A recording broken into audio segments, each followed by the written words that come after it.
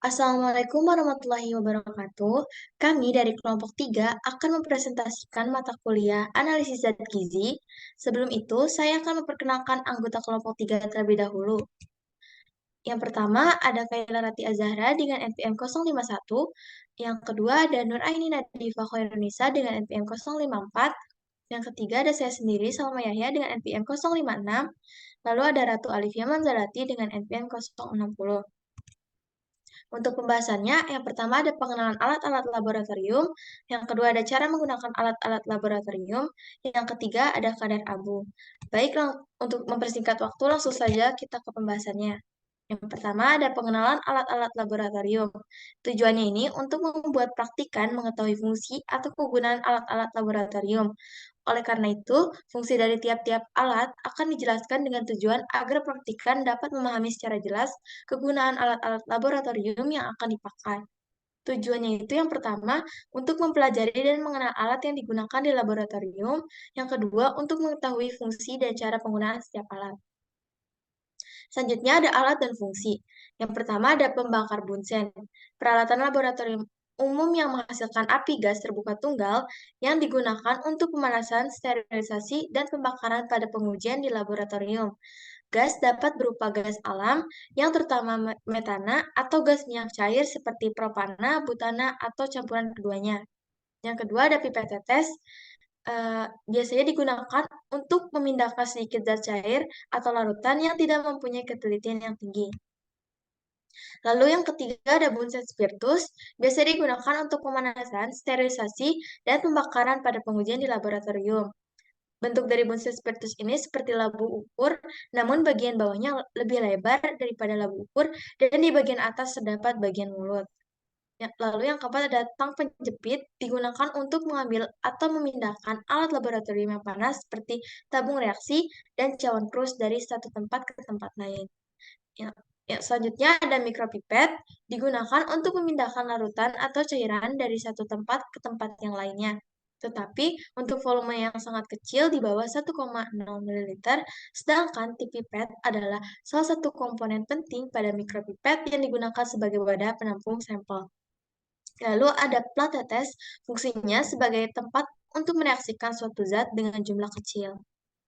Lalu selanjutnya ada kertas lakmus, biasanya digunakan untuk menguji zat yang bersifat asam dan basa.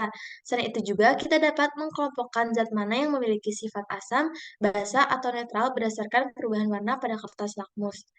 Lalu ada mortar dan alu, digunakan untuk menggerus atau menghaluskan sampel pengujian yang ada di laboratorium. Lalu ada botol cuci atau botol semprot, suatu alat untuk memberikan aliran air suling, kira-kira bergaris setengah 1 mm, dari satu ujung yang disambung dengan bagian utama dari botol secara fleksibel. Botol cuci ini digunakan jika air suling diperlukan dengan suatu aliran yang kecil dan tertuju seperti membilas dinding bejana. Lalu ada spatula yang digunakan di laboratorium, biasanya digunakan untuk mengambil zat-zat kimia padat berukuran kecil. Lalu selanjutnya ada batang pengaduk, digunakan untuk keperluan mengaduk dan untuk memindahkan larutan dari satu bejana ke bejana lainnya. Lalu ada gelas kimia atau beker glass, suatu alat gelas yang berfungsi untuk menampung zat, mereaksikan, memanaskan, atau untuk alat bantu menyaring. Selanjutnya akan dibacakan oleh rekan saya. Baik, selanjutnya ada kertas saring yang digunakan untuk pemisahan endapan dan filtratnya. Selanjutnya ada pipet volume atau pipet gondok yang digunakan untuk memindahkan sejumlah larutan yang diketahui secara teliti volumenya dari satu bejana ke bejana lainnya. Selanjutnya ada klem buret yang digunakan untuk memegang berbagai ukuran buret dengan mekanisme sistem penjepit berpegas sehingga buret dapat dilepas pasang dengan mudah. Selanjutnya ada buret yang digunakan untuk memberikan volume yang diketahui dengan teliti, biasanya digunakan pada titrasi. Selanjutnya ada labu ukur. Labu ukur merupakan botol volumetrik. Labu ini sering digunakan untuk membuat suatu larutan dengan volume yang diketahui secara teliti. Selanjutnya ada neraca analitik. Neraca analitik adalah alat yang digunakan untuk menentukan massa suatu zat. Selanjutnya Ada gelas ukur yang digunakan untuk mengukur volume cairan yang terdapat di dalamnya. Juga terdiri dari berbagai macam ukuran atau kapasitas. Selanjutnya ada labu Erlenmeyer yang digunakan untuk mengaduk cairan melalui pengocokan. Juga bisa digunakan untuk melakukan titrasi. Nah, untuk titrasi ini ada juga labu yang disebut labu titrasi, yang bentuknya hampir mirip dengan Erlenmeyer, namun lehernya lebih lebar. Selanjutnya, ada kaca arloji terbuat dari gelas bening yang berbagai ukuran diameternya dan digunakan untuk reaksi atau penguapan sederhana dan penimbangan. Selanjutnya ada corong yang terbuat dari gelas atau porselin, digunakan untuk menyaring secara gravitasi, dan ada corong tangkai panjang dan corong tangkai pendek. Selanjutnya, ada corong Buchner adalah jenis corong yang terbuat dari porselin. Bedanya, corong ini digunakan untuk penyaringan cepat dengan cara penyedotan, dilengkapi dengan labu isapnya, dan banyak digunakan di laboratorium kimia organik. Nah, selanjutnya ada cawan penguapan terbuat dari porselen. Nah, cawan ini berbagai ukuran kapasitasnya dan digunakan untuk penguapan larutan. Selanjutnya, ada cawan krus. Cawan krus itu seperti cawan porselin, hanya ukurannya lebih tinggi dan digunakan untuk menguapkan yang dilanjutkan dengan pemijaran zat padatnya. Selanjutnya, ada pipet ukur. Pipet ukur diberikan skala seperti halnya buret dan digunakan untuk mengukur volume larutan lebih tepat daripada dengan gelas ukur. Selanjutnya ada kasa asbes yang digunakan untuk menahan dan menyebarkan panas yang berasal dari api bunsen. Selanjutnya ada kaki tiga yang terbuat dari besi yang menyanggaring yang digunakan untuk memanaskan. Selanjutnya ada bola hisap yang digunakan untuk pengambilan suatu larutan atau cairan menggunakan pipet volume dapat dilakukan dengan bantuan bola hisap karet. Dan yang terakhir ada tabung reaksi yang terbuat dari gelas dapat dipanaskan dan dipakai sebagai tempat untuk mereaksikan zat-zat kimia dalam jumlah sedikit. Selanjutnya ada rak tabung reaksi yang terbuat dari kayu dan dipakai untuk menaruh tabung reaksi. Selanjutnya, ada cara pembacaan pipet volume 5 mili. Yang pertama itu, pipet yang sudah berisi larutan diangkat vertikal dan pastikan larutan sesuai dengan garis batas pada pipet volume. Yang kedua, pipet yang berisi larutan tadi harus dilihat ke depan agar tidak terjadi kesalahan paralaks dan pastikan meniskus cembung untuk yang pekat dan meniskus cekung untuk yang encer atau cair. Dan yang ketiga, setelah dirasa pas volume larutan sesuai tanda batas, langsung pindahkan larutan ke tabung reaksi. Selanjutnya akan dilanjutkan oleh rekan saya. Baik, selanjutnya yaitu cara pembacaan pipet ukur 10 mili. Yang pertama, pipet yang sudah berisi larutan diangkat vertikal dan pastikan larutan sesuai dengan garis batas pada pipet volume. Yang kedua, pipet yang berisi larutan tadi harus dilihat ke depan agar tidak terjadi kesalahan paralaks dan pastikan meniskus cembung untuk yang pekat dan meniskus cekung untuk yang encer atau cair. Yang ketiga, setelah dirasa pas volume larutan sesuai tanda batas, langsung dipindahkan ke tabung reaksi. Dan yang terakhir, yang yang membedakan pipet volume 5 mili dan pipet ukur 10 mili yaitu pipet volume 5 mili hanya bisa digunakan untuk mengukur volume larutan 5 mili saja, sedangkan pipet ukur 10 mili hanya digunakan untuk mengukur volume larutan 7 mili, 5 mili, dan seterusnya hingga batas 10 mili. Selanjutnya adalah langkah-langkah pengerjaan titrasi. Yang pertama, masukkan larutan baku atau titran ke dalam bulet, lalu masukkan analit atau titrat ke dalam labu Erlenmeyer. Lalu tambahkan beberapa tetes indikator asam basa ke dalam analit atau larutan baku. Lalu menitrasi dengan membuka keran buret atau meneteskan titran atau larutan baku sedikit demi sedikit ke dalam analit sambil digoyangkan Erlenmeyernya. Setelah itu, hentikan titrasi ketika warna analit telah berubah. Lalu catat volume titran atau larutan baku yang masuk ke dalam analit. Yang terakhir, hitung konsentrasi analit. Selanjutnya, cara membersihkan gelas kimia atau beker glass menggunakan botol cuci berisi Aquades. Yang pertama itu, tekan botol secara perlahan, lalu ratakan sampai semua sisi gelas terkena Aquades atau diputar. Lalu selanjutnya ada cara menggunakan pipet tetes. Yang pertama, tekan pipet lalu masukkan ke dalam larutan. Setelah itu lepaskan secara perlahan agar tidak ada udara yang masuk. Dan yang terakhir, larutan pun akan otomatis naik ke atas ke permukaan pipet. Selanjutnya yaitu ada cara menggunakan mikropipet. Yang pertama, atur volume yang diinginkan, lalu tekan satu kali, terus masukkan ke dalam larutan. Yang ketiga, lepaskan secara perlahan agar tidak ada udara yang masuk. Dan yang terakhir, larutan pun akan otomatis naik ke permukaan pipet. Lalu selanjutnya ada cara menggunakan pipet ukur. Yang pertama, pasangkan bola penghisap pada pipet ukur. Yang kedua, tekan bagian A pada bola penghisap sampai tidak ada udara yang tersisa.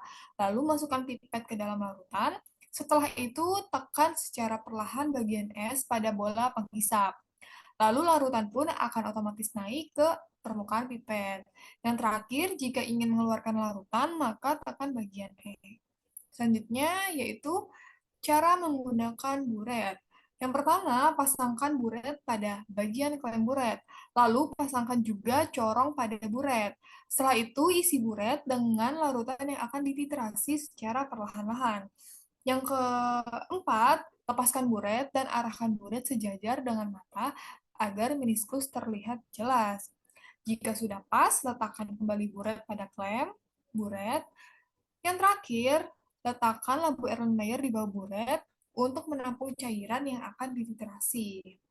Selanjutnya, yaitu cara menggunakan neraca analitik. Yang pertama, sambungkan kabel pada stop kontak dan tunggu neraca hingga stabil. Lalu setelah stabil, tekan tombol on, lalu masukkan gelas beker atau gelas kimia ke dalam neraca. Setelah itu, tunggu hingga angka stabil, lalu catat hasil angka yang muncul. Setelah itu, tekan tombol tarik. Lalu, jika sudah masukkan sampel yang ingin ditimbang ke dalam gelas beker. Lalu yang terakhir, setelah ditutup neraca, catat hasil angka yang muncul pada neraca analitik tersebut. Nah, untuk materi yang selanjutnya yaitu tentang analisis kadar abu. Analisis kadar abu ini merupakan uji analisis kimia untuk mengidentifikasi kadar abu yang terdapat pada suatu bahan makanan. Kadar abu dari suatu bahan pangan ini menunjukkan kandungan mineral yang terdapat pada bahan tersebut, kemurnian, serta kebersihan suatu bahan yang dihasilkan. Pengabuan adalah tahap persiapan sampel yang harus dilakukan pada analisis mineral. Bagi beberapa produk pangan yang memiliki kandungan mineral yang tinggi, kandungan abu menjadi penting, seperti pada produk-produk hewani. Nah, analisis kadar abu ini memiliki tujuan, yaitu untuk mengetahui kadar abu pada sampel bahan pangan dengan cara metode pengabuan kering. Selanjutnya, itu ada alat untuk melakukan analisis kadar abu. Yang pertama ada cawan porselen yang berfungsi untuk mereaksikan atau mengubah suatu zat pada suhu tinggi. Lalu yang kedua ada tanur yang kegunaannya itu hampir sama dengan oven, namun pemanasan yang dihasilkan oleh furnace berasal dari bahan bakar.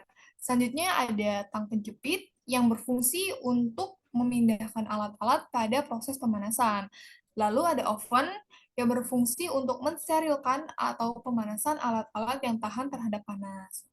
Alat selanjutnya yaitu ada desikator yang berfungsi untuk mendinginkan bahan atau alat gelas setelah dipanaskan dan akan ditimbang.